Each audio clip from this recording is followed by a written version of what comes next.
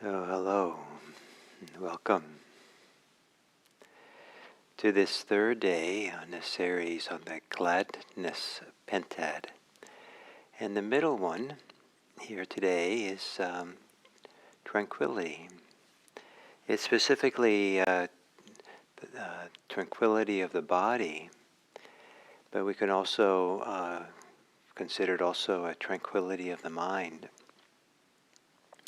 And meditation is often associated with calmness, and people will do meditation to become calm. But I'd like to propose that the calmness that we develop through meditation is not only for its own purpose, but for the benefits that come with calm.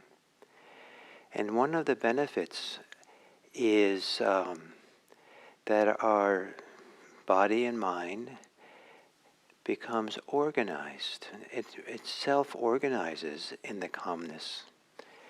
When we're not calm, when we tend to be disorganized, we're scattered, fragmented, agitated, sometimes jumping around, sometimes the thoughts are buzzing or jumping back and forth between things.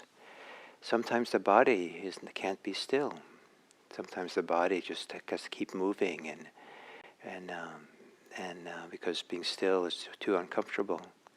And the constant movements of the body, the constant movements of the mind can very easily become a disorganization process, that it's scattered, divided, fragmented. And as things become calm, there's a settling. And in that settling, things begin to shift and change and become organized.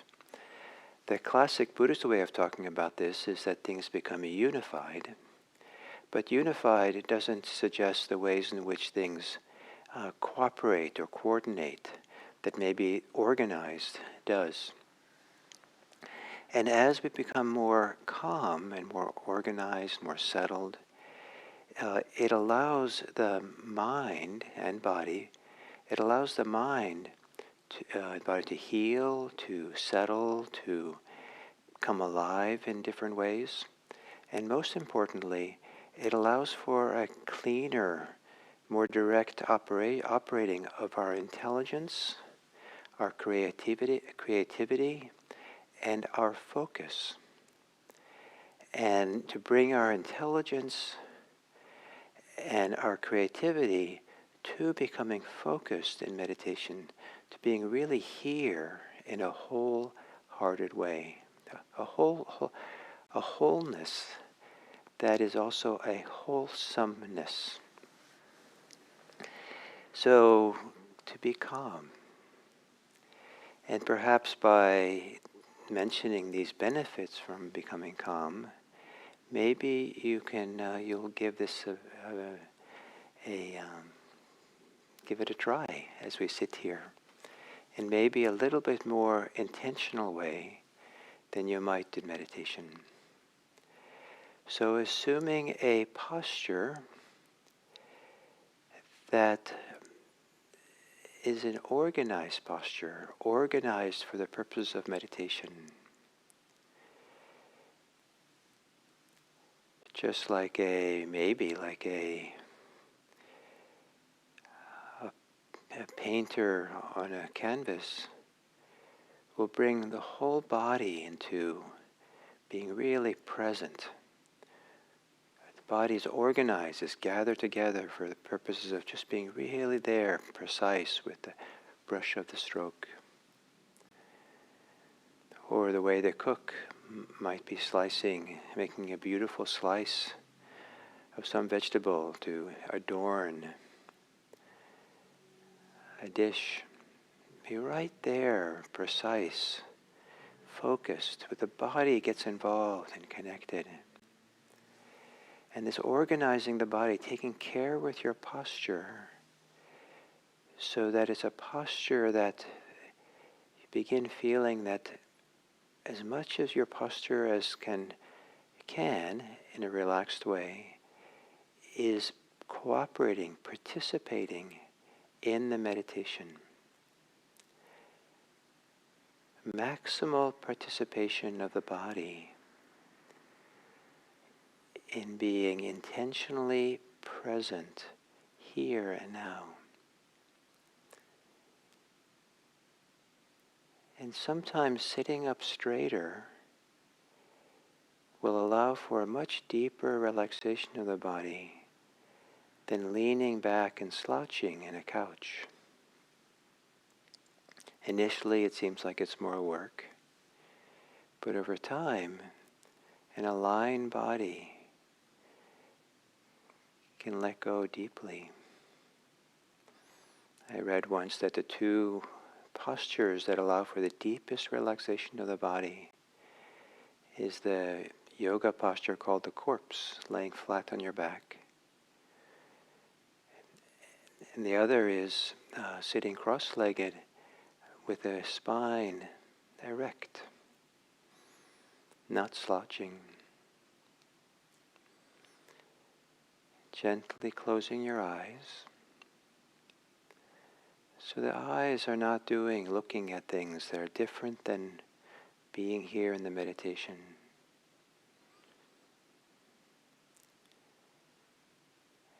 And one more time, with the eyes closed, making small adjustments to the posture, almost as a ritual of getting the body organized and participatory in the meditation, in being alert.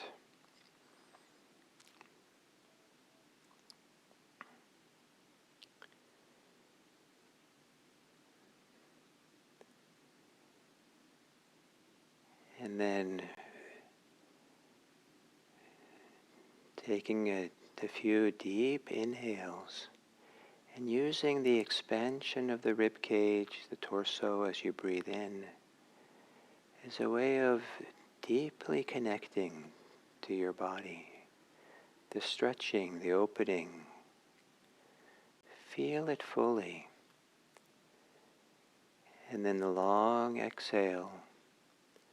Soften and relax.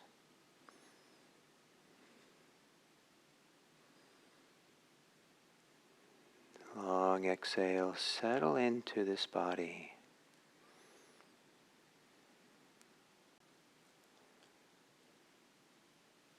Taking a really deep breath that expands the torso, gives the torso a chance to reorganize itself as you exhale, refine itself.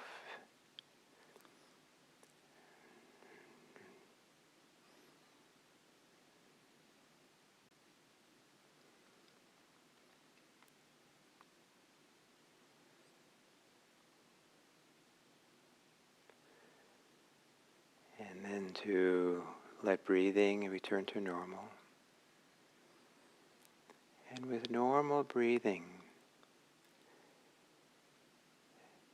relaxing the different parts of the body, both to relax them and also to begin this process of reorganizing the body to be a cooperative whole. On the exhale, relaxing the muscles of the face.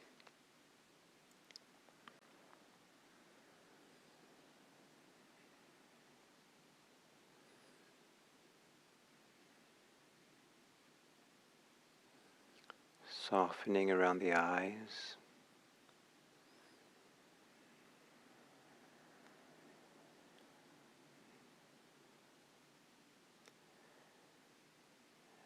Exhaling and relaxing the shoulders. Feeling the weight of the shoulders. Releasing.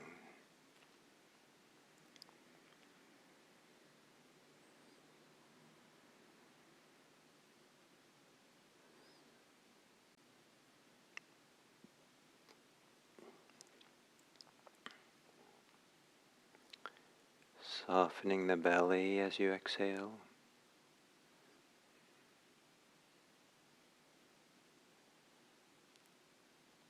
Maybe there's a way of relaxing the belly as you inhale as well.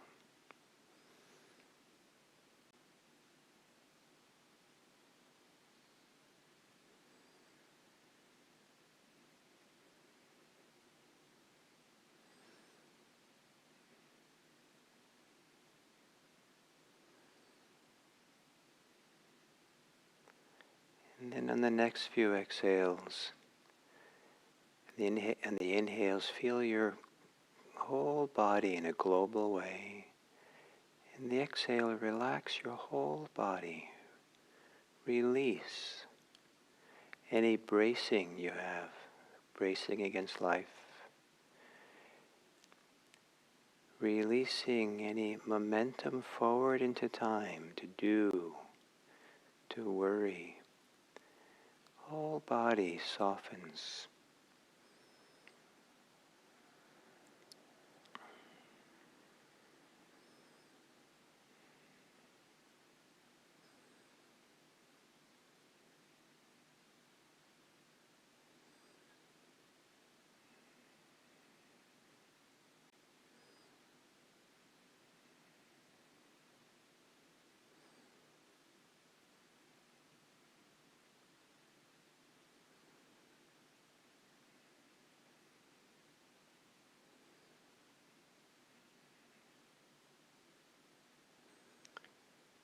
And then relaxing the mind. Maybe also in the exhale, a gentle softening of the thinking mind.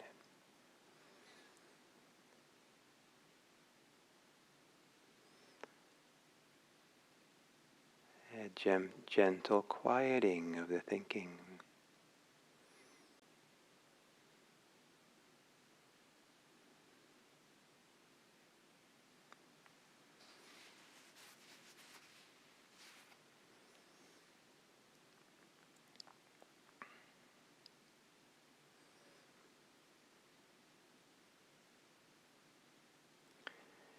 Any pressure or tension, agitation in the thinking mind,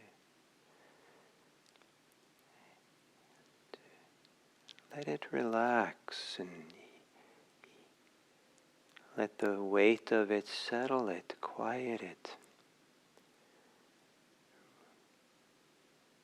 So the fragmenting forces of the mind begin to quiet down, and the mind gathers together in a settled place within.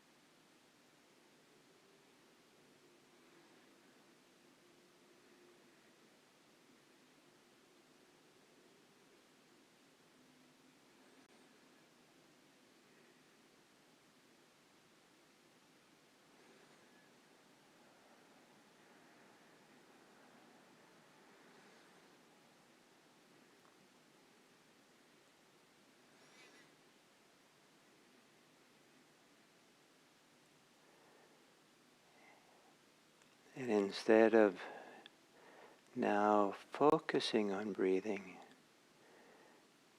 from the control tower looking down, or imagine that there is a kind of a canal or a tube from the brain down into the belly.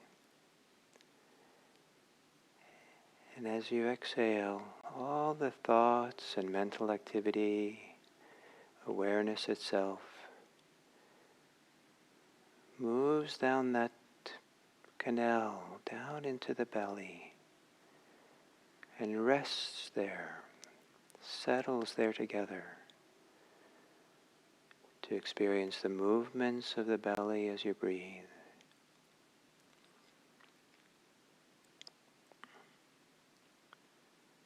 Where everything is allowed to organize itself around the movements of the belly.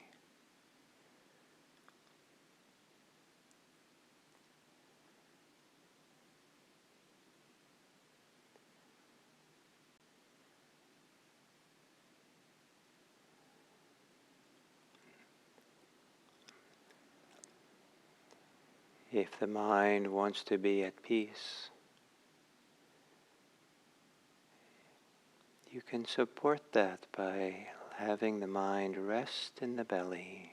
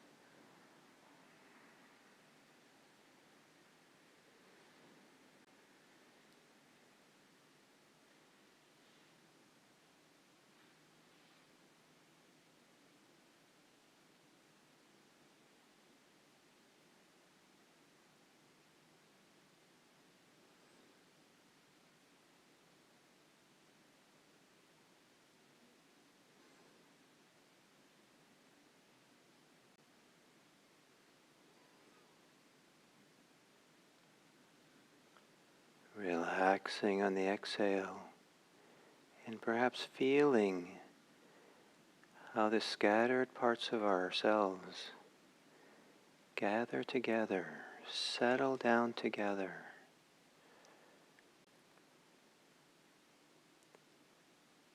fit themselves together in an organized whole, letting go, relaxing, allowing everything to settle around the breathing.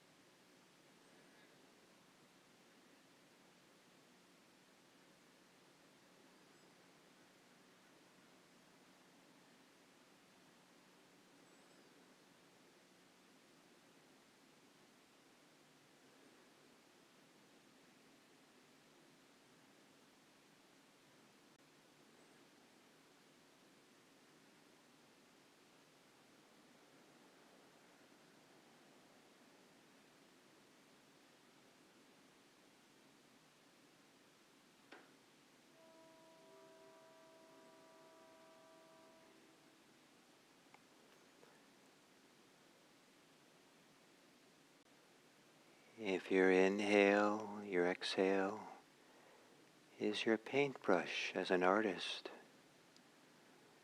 and you have to be precise with the brush stroke, let your attention get gathered and settled and focused on each stroke of the breath, as if it's the most important thing of the moment.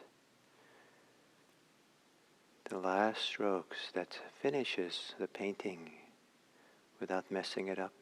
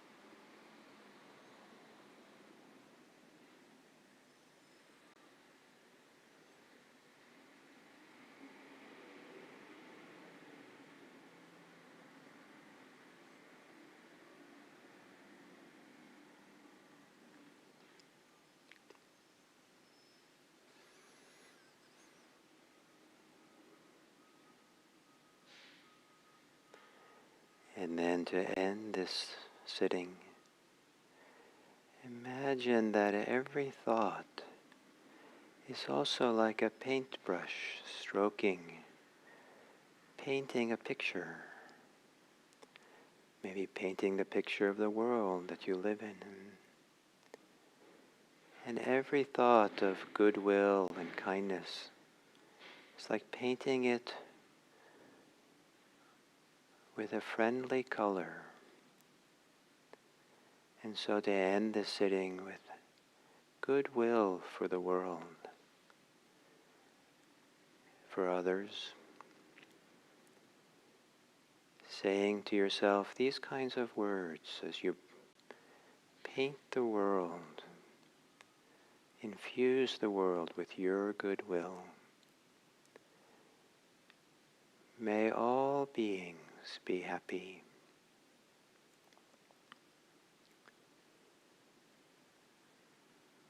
May all beings be safe.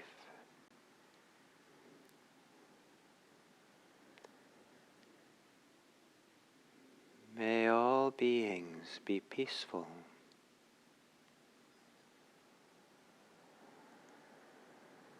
May all beings be free.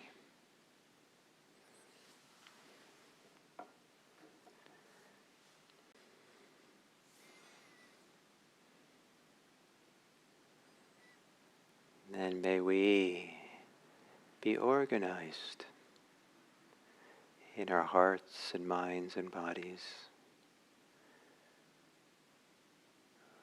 with kindness, compassion, and love.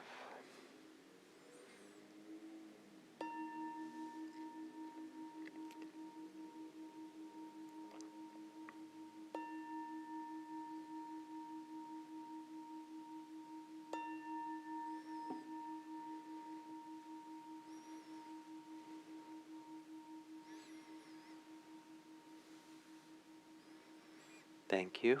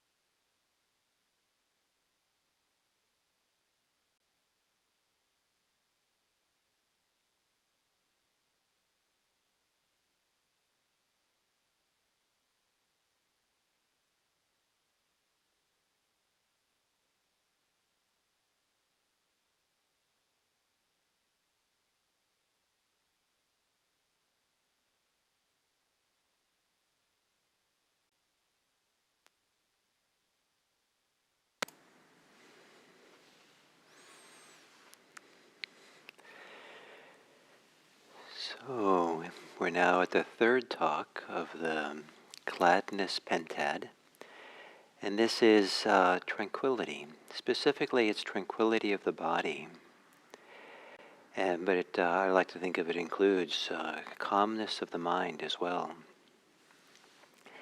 And here the language is not that we are calming anything, but rather there's a calming that happens from the momentum of the meditation, of the practice.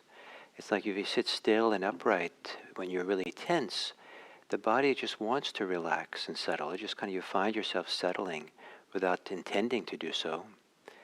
And so the same way for the mind, there's a way in which things are allowed to settle, quiet if we get out of the way, if we don't perpetuate our busyness, our activities. So being still, and it turns out that that deep relaxation of the body is supported by gladness and joy, the first two steps of this gladness pentad. It's kind of like with the gladness and joy, there's a contentment, there's a sense of well-being, that it just feels safer to relax and let go. It just feels kind of warm and cozy to be present, so that the body wants to relax more, kind of like it's been tight and shivering in the cold, and then it stands in the sun, the warmth of the sun, and soaks in the warmth, and something begins to relax. So when in meditation we can help with the relaxing, calming, and when we allow for it as part of the art of meditation.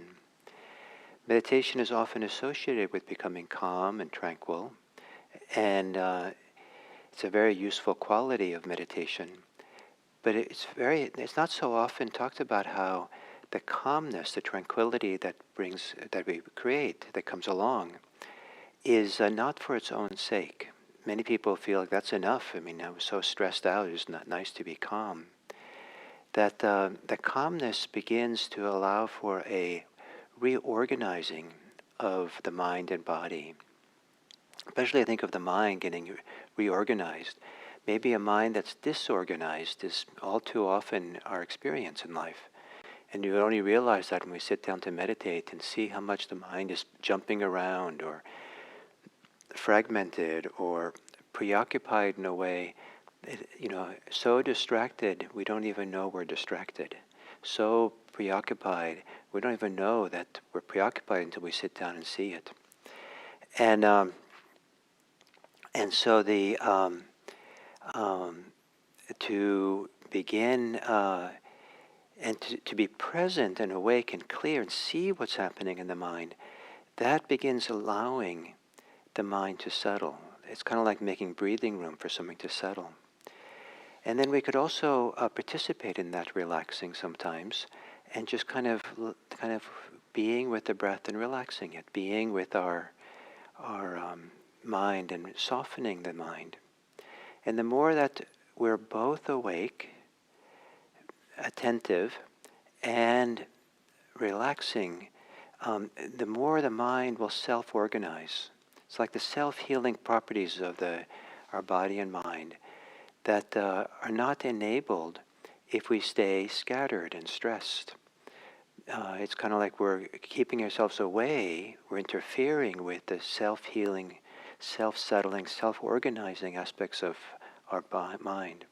And as the mind gets more organized, more less fractured, more gathered together, the purpose, as I said, is not just to be calm, but is so that our intelligence, our creativity, and our focus can operate in support of the meditation. And because the idea is that the calm is not an end of itself, but allows for a deepening of concentration, a settling, a greater sense of settled, concentrated wholeness, not another fragmentation where lasers focusing on something and pushing everything else aside, but rather everything is allowed to settle together. Nothing is left out. Nothing is held at bay. Nothing is repressed or denied.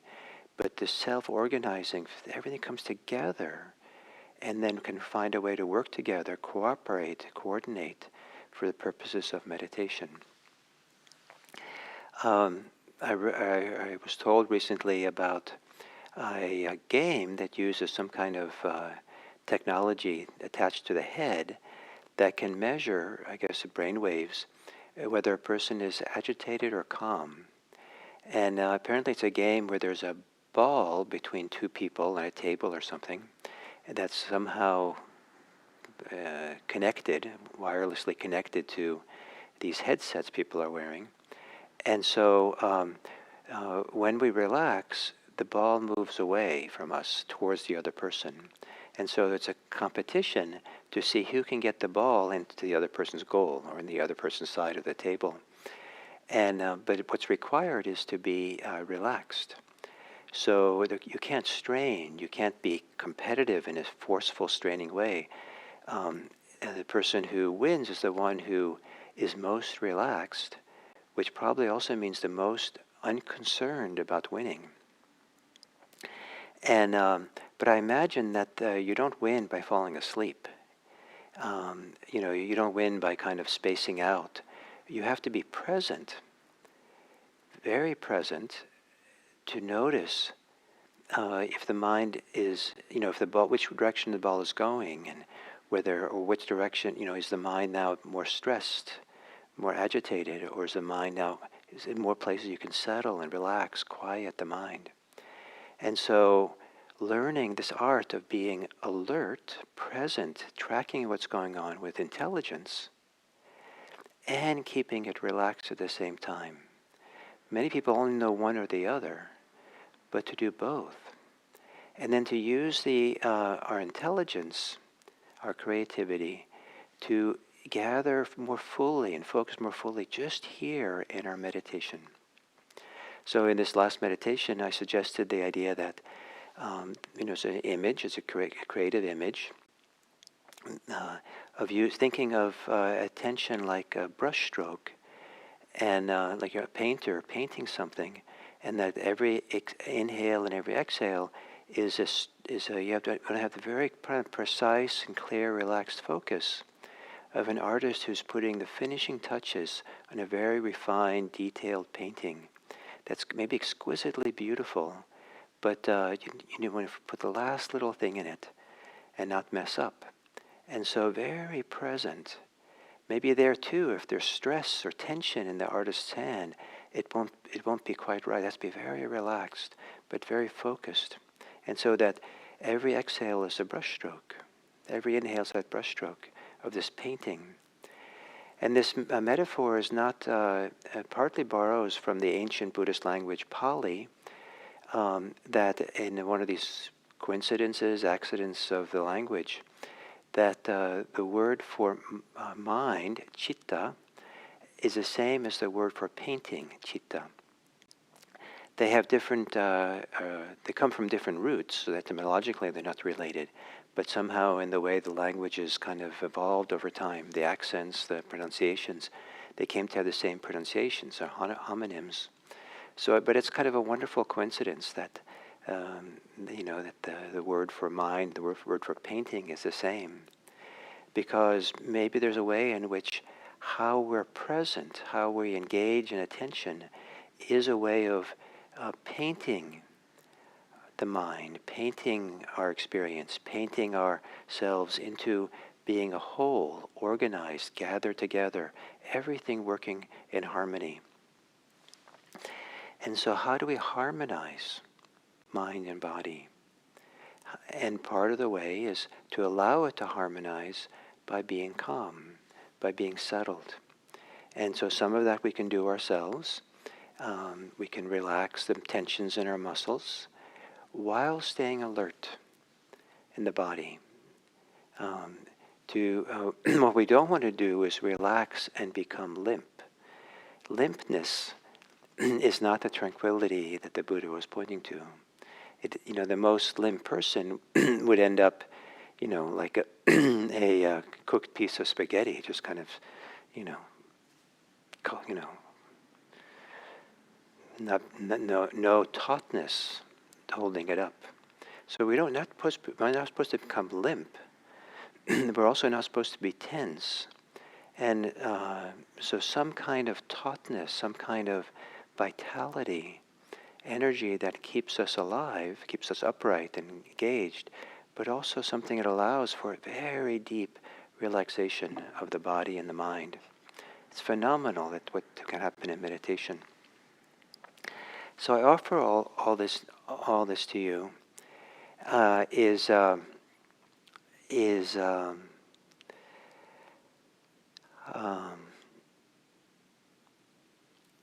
a suggestion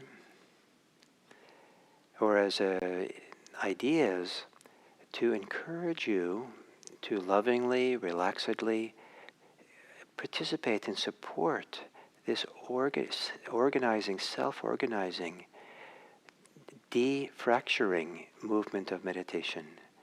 That part of the reason to settle the mind is so that we can become more intelligent and creative and present for our experience. For those of you who have minds that jump around a lot, some image might be helpful.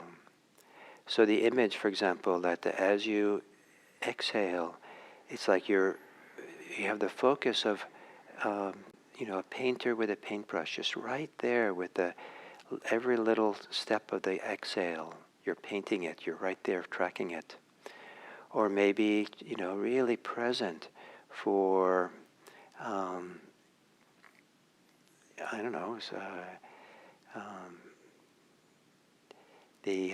what's the attention you need to, if you want to, some fruit like a mango or maybe avocado, where you put the knife down, you don't want to cut through the skin. You cut it in half. You don't cut through the skin, but from the inside, you're slicing it down to the skin. So it's that focus right there for that cut that you need to do.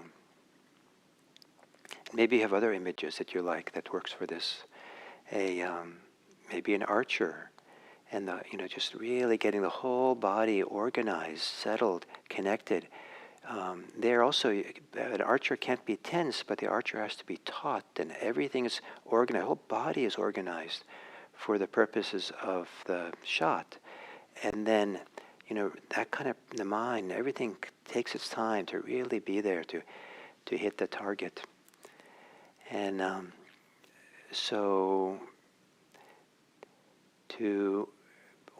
meditation as an organizing practice that is supported by tranquility. And the more we have gladness, the more we have joy, the more that it's just natural for the body to feel cozy, content, and feel like it can settle and relax and participate in this reorganizing from the disorganization of stress and resistance and agitation. So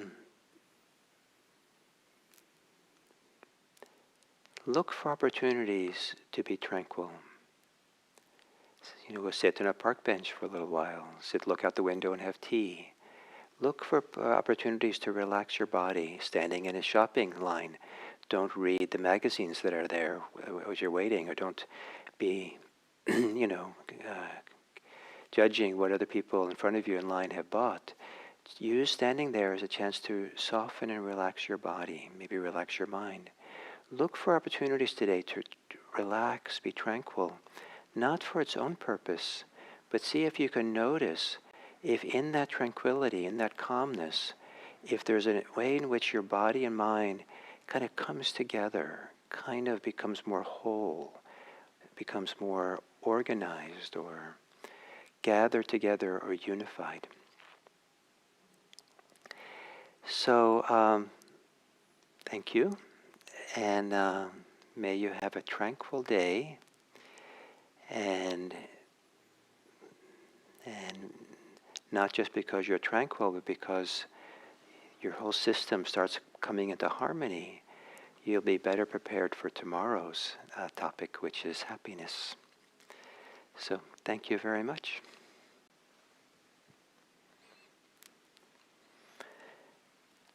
Oh, and I wanted to mention that yesterday I talked about the day-long I'm teaching on Saturday that could be seen as a continuation of this series this week. It's a day-long meditation, teaching and meditation on the Four Noble Truths. The information for that is on the What's New section of IMC's website. Also, it's being offered through Insight Retreat Center. So if you go on their website for a day-long or day-longs online retreats, you can see it. It's a Zoom retreat. So thank you very much.